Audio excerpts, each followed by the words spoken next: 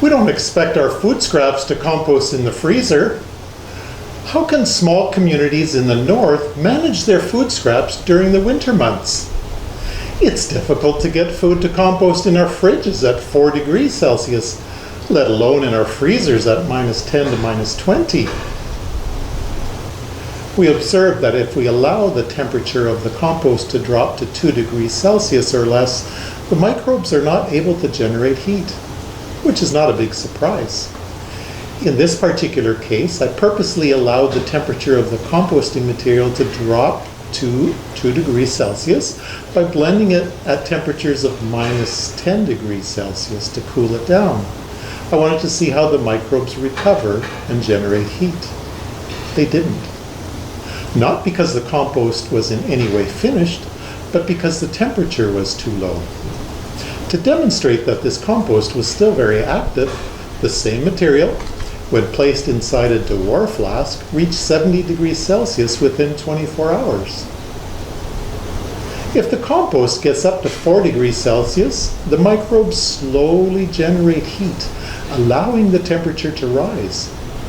For smaller communities, it's going to be a challenge keeping small amounts of composting material above 4 degrees Celsius at prolonged temperatures of -20 to -40. Compost is an excellent insulator.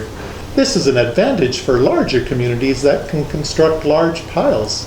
For example, the city of Whitehorse can maintain temperatures above 60 degrees Celsius in their 30-foot wide and 14-foot high aerated windrows, even when the temperature dips to -40. Very small amounts of this cold air can even be added to the composting material to maintain enough oxygen. There are a few options for northern communities hoping to recycle their food scraps during the winter. The first is to collect the food scraps and let them freeze in manageable containers. As the weather warms in the spring, the food scraps can be composted. It's helpful to add some shredded newspaper in with the food scraps to absorb some of the extra moisture. Another option is for residents to use a small dryer grinder such as the Foodcycler. It dehydrates, grinds, and stabilizes the food scraps, allowing for later composting. I'll explain more about this Foodcycler in a later video. A third option is to try to maintain a larger bin or container of actively composting material before winter starts. Then food scraps can be added during the winter months, and hopefully some of this warmth will radiate up and keep the material composting a little bit.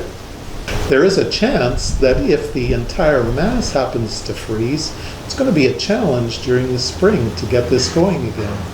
The last option is to have a communal composter in an enclosed and heated space. Although this is feasible, it's simply too expensive and therefore not a realistic option for most communities. Together we will work to find good strategies and options for composting in northern communities.